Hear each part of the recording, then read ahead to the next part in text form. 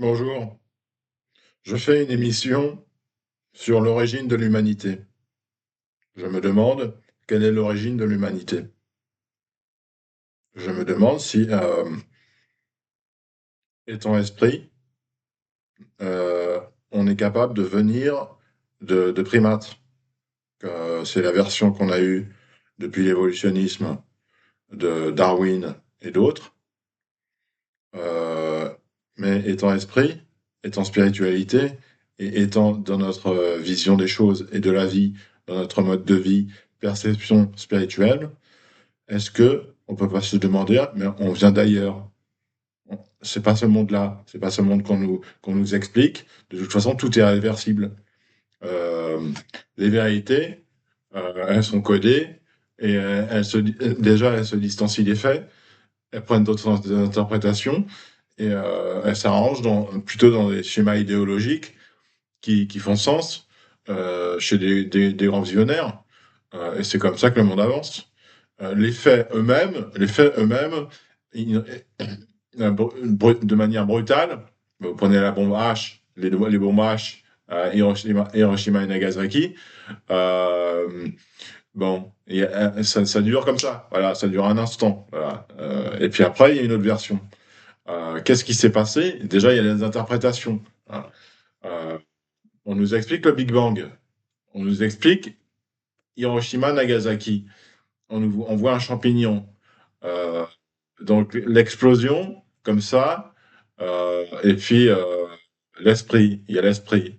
Est-ce que dans la théologie que j'étudie en ce moment, l'esprit peut se passer du corps, l'âme peut se passer du corps.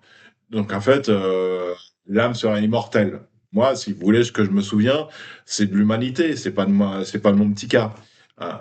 Donc l'âme serait au-delà du corps, elle serait avant et après, elle serait au-delà de l'existence.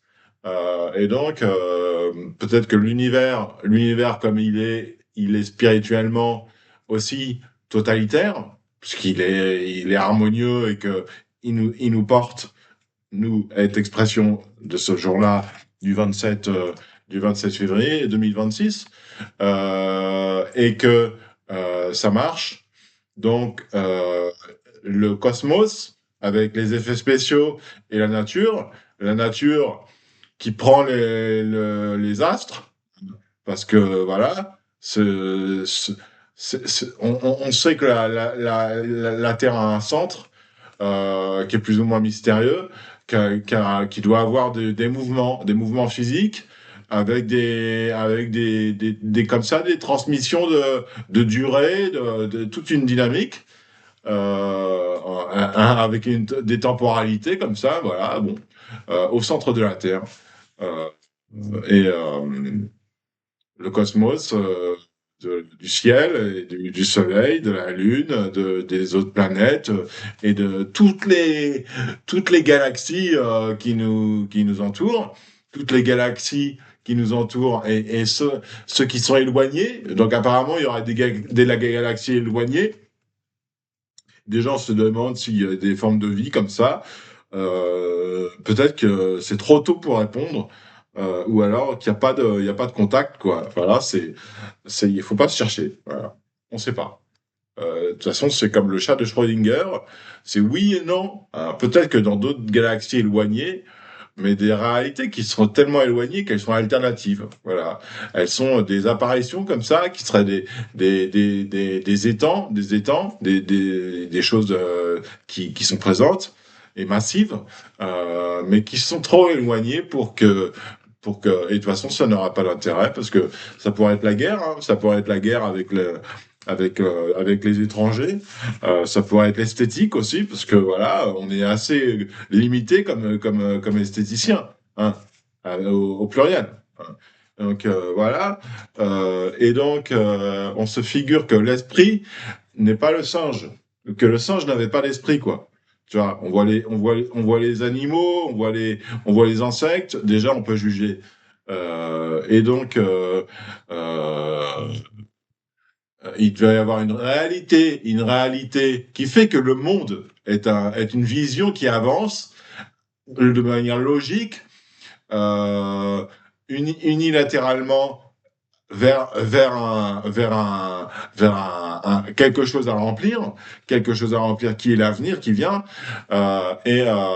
il le fait depuis des millions d'années. Il le fait depuis des millions d'années avec des échos comme ça, des échos. Et puis il s'est fait lumière. Dieu est venu faire lumière et puis à organiser plusieurs organisations. Il y a eu des harmonies dans l'histoire proche et peut-être éloignées, hein, voilà, des harmonies avec d'autres formes de lumière, mais quand même Dieu, bah, proche de l'homme, comme l'homme proche de l'homme. Donc comme ça, peut-être que il y a eu il y a eu des univers de la Terre.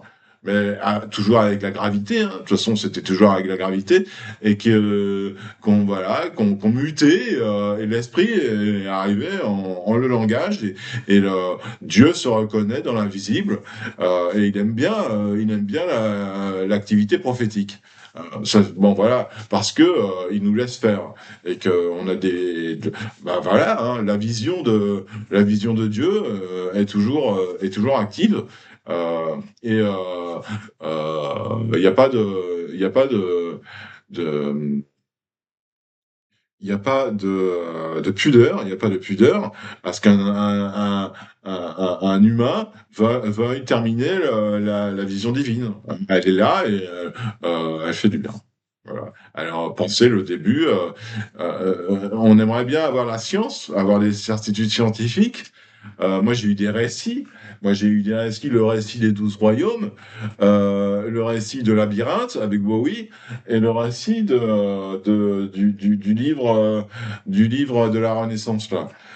Et donc, voilà, faire un film univoque comme ça, bon, c'est, voilà, donc, en fait, bah voilà, c'est une belle journée, c'est une belle journée, et puis on va continuer. Merci beaucoup. À bientôt.